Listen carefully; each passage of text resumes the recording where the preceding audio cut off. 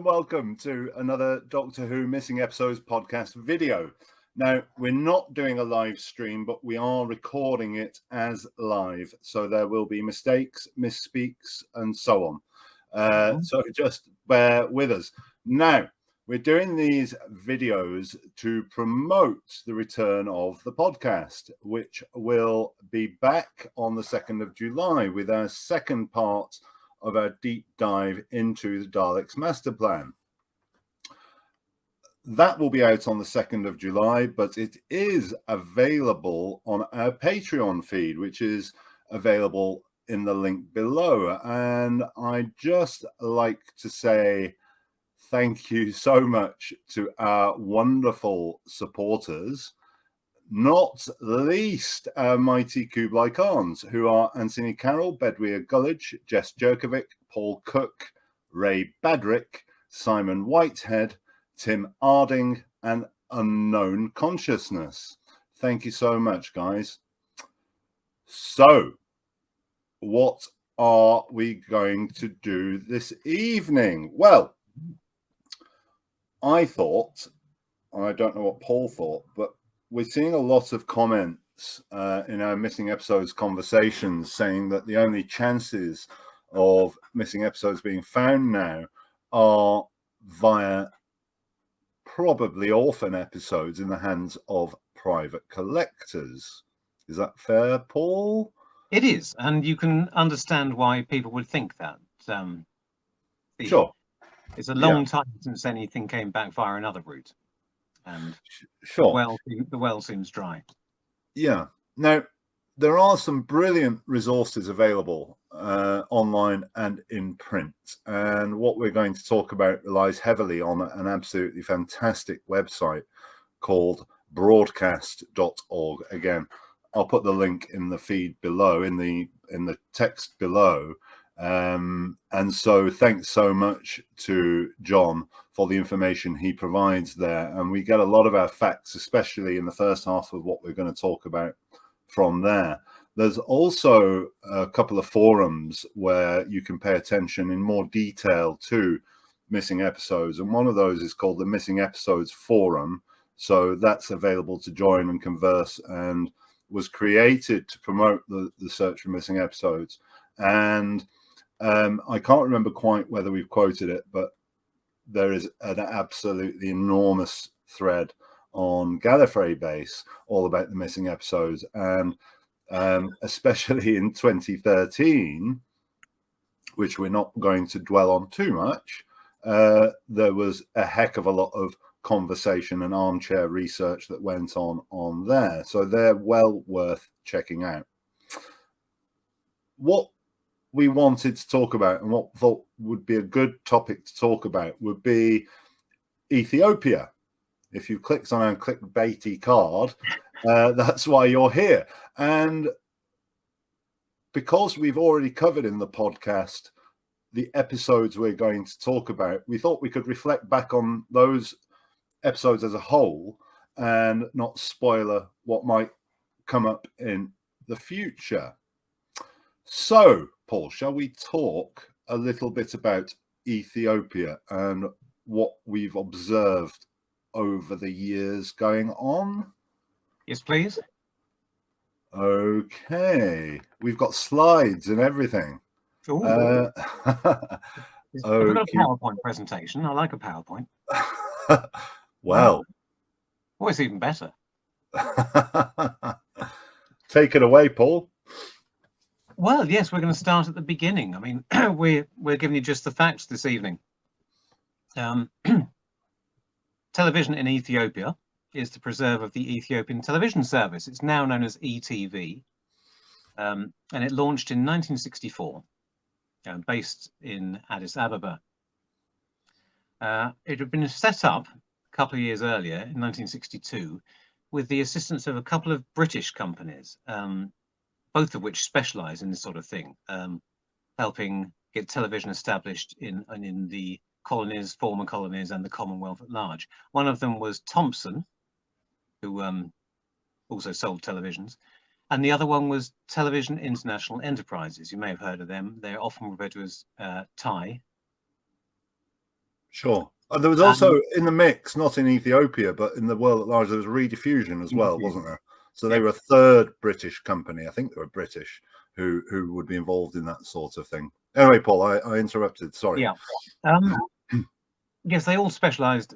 Each of these companies specialised in different areas, but TIE tried to have their fingers in several pies, and as well as setting up stations from the ground up, also had an ongoing relationship in some of these countries as a program purchaser, which is to say, they were a middleman really between purchasing programs from the BBC and ITV and for broadcast in some of the countries where they'd helped set up the infrastructure.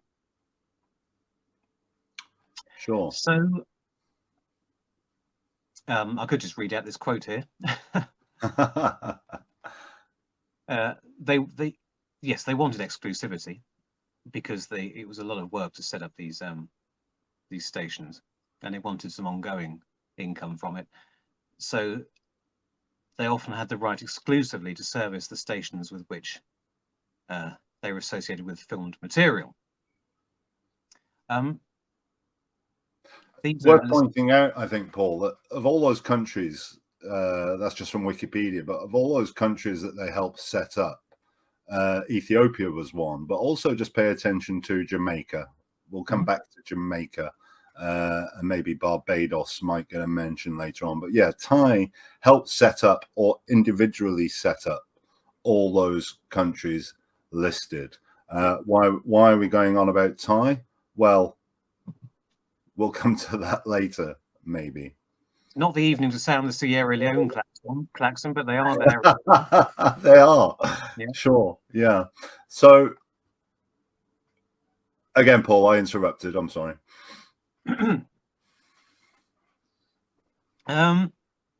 As we said, it was set up in 1962, started broadcasting in 1964.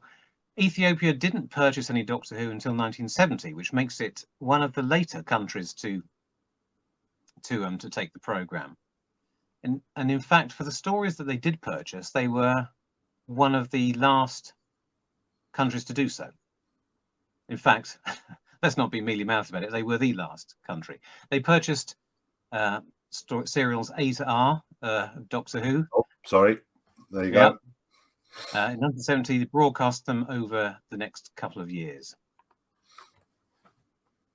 Now, we have to remember that some of you out there are not as deeply enmeshed in this, or indeed as old as we are. So it's always good to go back to first principles, to basics. So, Tim, perhaps you could remind us that what we're talking about. We're talking about film prints because that was the medium by which all British television was sold abroad in this era. Yeah, in a nutshell, the programs were recorded onto videotape. Videotapes were notoriously expensive. So BBC Enterprises would sell the shows on 16mm films. So they'd make the films from the tapes, and the tapes would be stored for a few years, but then they'd be wiped and reused. All of those tapes were gone by the mid-1970s. So the only Doctor Who that we now have in black and white exists on film. There are weird instances where films might have been struck for what's called auditioning or for review, but we're not going to get into that because the evidence on the ground is thin and is mainly anecdotal. But it's safe to say that every single black and white episode of Doctor Who that we have exists on film. For the very most part, 16mm film, which are probably ex-sales prints. There are some which exist on 35mm film, and that's for a different reason. Not to go into detail, but on rare occasions, they would record straight onto 35mm film for ease of editing or other reasons. And some of those exist. For example, the Space Pirates 2 is on 35mm. Is it Wheeling Space 6 as well? Is on 35mm. But for the very most part, what exists on 16mm. Will that do, Paul? Yes, very succinct. Yep. So the prints were struck in London from the negatives that the BBC held. They were sent abroad to their clients, but each country did not get necessarily a unique print. The BBC was so thrifty that there was neither the necessity nor the desire to to give people to create more prints than were needed. Well, they used what is called the bicycling system, where once a country had shown the story that they'd purchased the screening rights to, they would send it on to another country that also needed it. And the chains could be long and they could be short. It's a bit of as much an art as a science now for researchers as it was then at the time. We don't know exactly what these chains were, but some of them we can work out. Sure. When it comes to these sales to Ethiopia, which, as I said, were very late, it's possible that the prints were bicycled on from Jamaica, having been shown in Jamaica first. But it's also possible, some might say likely, that the earlier stories of this batch, serials A to L, may have been struck. I was going to say struck specially for Ethiopia, but that's not necessarily the case. No. What is the case is that the BBC struck a whole new set of prints of Doctor Who at a certain point, several years earlier than this, actually, just as a program of improving the quality of the prints, a technological process. What they did was they replaced the original stored field prints with a new type of system called suppressed field. Tim, can you put that into English for us, please? Stored field prints essentially have more lines of information. I can't remember how many lines it, Paul, but they have more lines of information than the suppressed field prints. And I just said it the wrong way round, didn't I? It's such an easy thing to do. Sorry. It's just by virtue of the technology improving that they can make better prints. So the suppressed field prints that we have are somewhat poorer quality. But so, yeah, they're just a better quality of print with more lines of information in the screen. So there's more fidelity to the picture. Yes. We're lucky that not many of the prints, we're lucky that most of the prints for episodes that do exist are the superior stored field. And when you watch one of the few episodes that remains on suppressed field, you really can tell the difference, can't you? Anyway.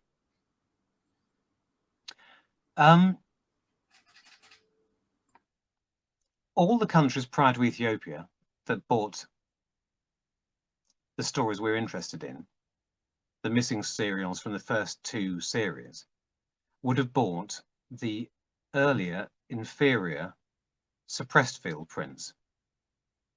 Now, is it a good time to mention that this may contribute to there being fewer prints than we may assume or hope? Sure. Yeah. I mean, it's often thought that because early stories such as Marco Polo was sold to so many countries, almost 24 sales, that there may have been a concomitant number of prints struck. Well, we've already established that isn't the case, that they would have got away with as few as possible. Some John Predle on broadcast suggests a minimum of 7 prints that ever existed. But 6 of those would have been suppressed field. And the only country that bought the replacement stored field prints was Ethiopia. Now, it's entirely possible that these suppressed field prints that were sold earlier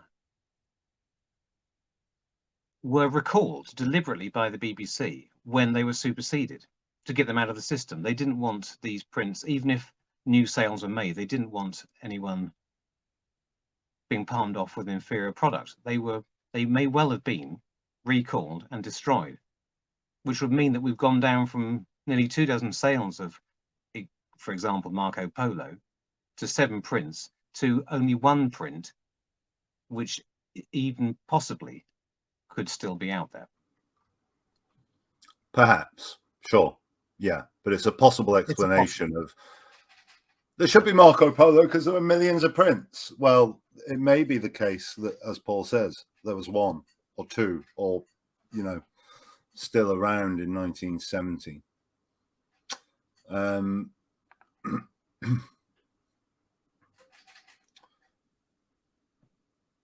So these are the stories we're interested in. Sure. And as Paul said, the last resting place of Marco Polo, the Reign of Terror and the Crusade, is Ethiopia. So what happened? It's the question we have to answer for all stories. And if we know, we know which countries bought and broadcast certain stories. Sometimes we know the answer because they are known to have been destroyed in that country. We have evidence for that. Sometimes they are known to have been returned to the BBC from the purchasing country. Sometimes they are known to have been passed on to the next country down the chain. What we are interested in the missing episode world is the countries that are at the end of a chain, where we know that the prints were not passed on any further. Hmm. And in the absence of any other evidence, they're the places where they might still be if a miracle has occurred. Yeah. So it's worth pointing out, I think, that in the mid-1970s, the prints were being returned to the BBC and junks. But we know, because we've got them, that there were film prints still in situ in certain overseas locations. So we have Tomb of the Cybermen, Enemy of the World, and the Web of Fear. But there's argument or evidence that these particular prints I've highlighted and anything else that was found in Nigeria might have existed because the system broke down and there was disruption. So if we talk about Tomb of the Cybermen, it's possible that exists, and we'll cover this when we get to Tomb in more detail, but it's possible that exists because they missed it out on the original broadcast by accident, bicycled on their prints with the rest of them, and then had to get Tomb back. So it's possible it fell out of the bicycling system and therefore people lost track of it, and then Hong Kong found it in the 90s. The Nigeria finds Enemy of the World, the Web of Fear. Well, we know that in 1974, about the time that they were being broadcast, that the system broke down and the Nigerian Television Authority came into being and what's the word? United? Yes. All the stations under one umbrella. So there's a potential reason there that the system broke down. And we know from the evidence with Enemy of the World and Web of Fear, there's photographs that exist of the storeroom that they were filmed in, and it looks like the control room at the heart of the city of Exelon. It hasn't been touched for decades. Now, just curiously, in 1974 and 75, when they started recalling these prints, we know Australia sent back a load in 1975. Ethiopia was at civil war, of course. Haile Selassie created a Marxist-Leninist state, and that civil war went on till 1991. So there's a potential reason there for a disruption in the normal routine of the television station and its movement of film prints. Curiously, the Marxist-Leninist thing, during the mad, heady days of 2013, when there were rumors all over the place, a justification for a wacky headline of there being 100 prints found in Ethiopia was that, what's he called, Sterling of TIE? Yeah, David Sterling. David Sterling, who was a bit of a man of many talents and had some sort of secret military background, didn't he? That he had cause to stockpile Western television in Ethiopia to offset the communist insurgency. Quoted for fun. Of course. So, and it's worth saying as well that no prints that have been returned or found at the BBC in the late 1970s or 80s have any evidence that they were returned from Ethiopia. No.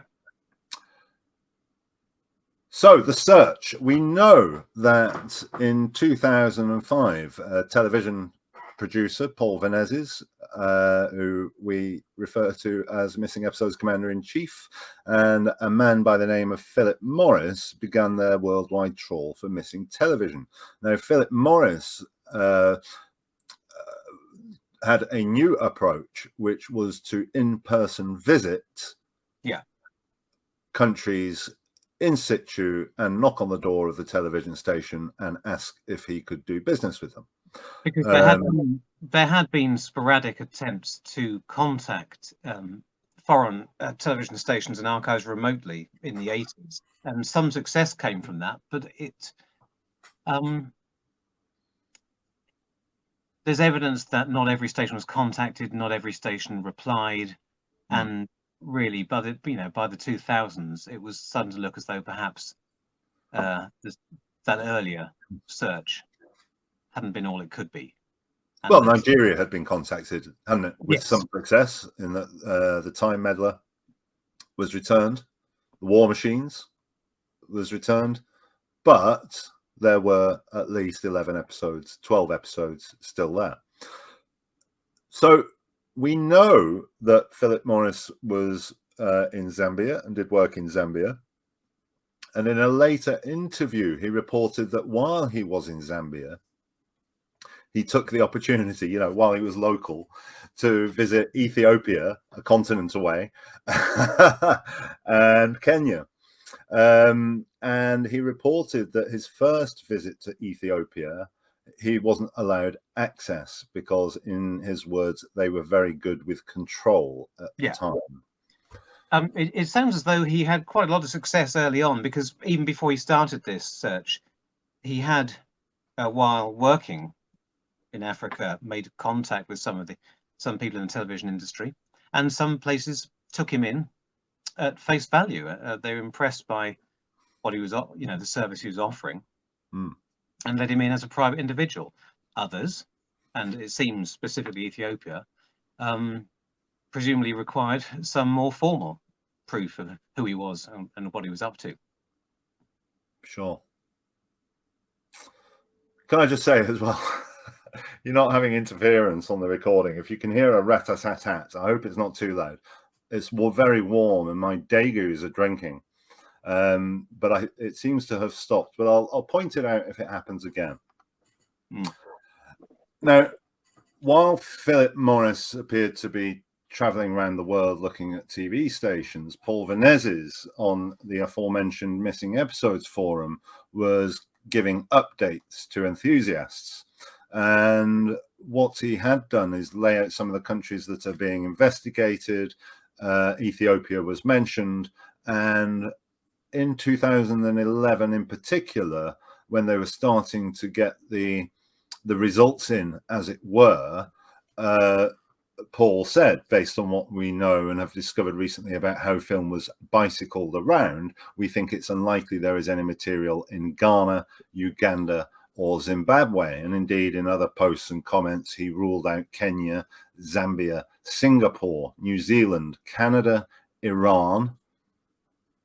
Although recently he said he thinks there might be 2 episodes still in Iran. However, Iran, Denmark, Trinidad and Tobago, and Bermuda, which is a whole long list of countries. This appears to have been a result both of Phil Morris visiting these archives in person and physically checking the shelves, and other countries which Paul contacted as a BBC representative of the BBC, and spoke to their archivists remotely. But he was happy in some of these cases that he had bottomed out. Sure. He also worked with Fiat or IFTA, who are a United Nations body responsible for film, and the employee there was. Do you want me to say? You can say. Sue Malden. Sue Malden. We haven't mentioned her yet, but did you need an introduction? Google Sue Malden, but shame on you if you don't know. Yes, absolutely. Now, again, we don't want to harp on about the rumors of 2013, But as a possible explanation for some of the wilder rumours that were doing the rounds in 2013, Paul explained that at the time when Galaxy 4 Episode 3 and The Underwater Menace Episode 2 were returned, the BBC took an interest in the search for missing episodes. And Paul has explained that, speaking to the BBC, he gave a list of what he thought were still possibilities. And indeed, he listed Marco Polo, The Reign of Terror, and The Crusade as still possibles in Ethiopia. Now, the keen-eyed observer will have noted that in 2010, a new domain appeared called Television International Enterprises Archives.com. The domain name was registered, and a company called TIEA is born. Months later, or maybe a year later, in January 2011, Paul, when asked, said, "We have pending invitations from 2 other countries, but a visitation to them will depend on overcoming a certain amount of red tape," which brings to mind, frankly, Ethiopia, because Ethiopia has not been concluded or would not be concluded in that forum. We may be putting 2 and 2 together and getting 507, but it seems likely that Ethiopia might have been a country that they had to overcome a certain amount of red tape. Sorry, Paul. There were a lot of countries that, as you listed earlier, had already been checked and ruled out by this point, and thus there is a short, finite list of countries which hadn't been checked and from which these 2 could originate. So yes, it is. It's a, what's the word? An educated guess that Ethiopia might have been one. Educated because it's already been mentioned as a place of interest. Sure. And we know that Phil was then equipped with, I think, letters from, or credentials from the BBC and from the BFI to say that TIEA are a responsible organisation and they can look after our material. And just for completion, in March 2011, TIEA is registered at Companies House. This is after Phil had spent 3.5 years, say, searching at, and I'm quoting from another comment Paul made elsewhere, as a private individual. But at some point, he decided to formalise a company to represent the work he was doing in foreign archives, and there could be any number of reasons why he did so. So, in a comment made in 2015, so by 2015, Philip had returned to Ethiopia and carried out work for ETV, and he said, "We catalogued what they had and supplied migration machines." And at one point, he was asked about people he'd worked with around the world, and he picked out Ethiopia and said that they really are innovative people who find the most amazing ways of doing things with little funding. Now it's 2022, and for whatever reason, the results of Philip's work in Ethiopia have not yet been disclosed. So in terms of a deep dive into what's been said and, you know, the facts as we can see them, it just occurs to me and Paul that Ethiopia may have yielded something. I'm not saying it's very likely that episodes would have been found at some point in 2011, 2012, 2013 and are sat in this country. It doesn't seem very likely. But at the same time, the results of the search in Ethiopia have not been published or spoken about publicly. We have not been told that nothing was found there. No, I know that sounds like trying to prove something with a negative. It's just a fact. We haven't been told. Sure. So the question, are missing episodes still in Ethiopia? We don't know. We don't know that they were ever shipped out. We don't know whether they were rescued by Philip Morris. There is no evidence, but I think there is a lot of very suggestive evidence from 2011, 2012, and so on that we've just shown that say that the people who were looking for this stuff were very interested in Ethiopia. One thing we're not doing is this. Forget 2013. It was madness. But when you start to peel away the onion layers and get down to the core, there seems to be at least a suggestion that Ethiopia was certainly a place of interest. There is plenty of reasons why it's possible and indeed plausible why they would have still had some films. They could have been junked. We just don't know. So back to the top of the episode, when people are saying the only chance of it missing episodes ever turning up is now in the handful that might exist in private collections in the UK, I think about Ethiopia. Crikey.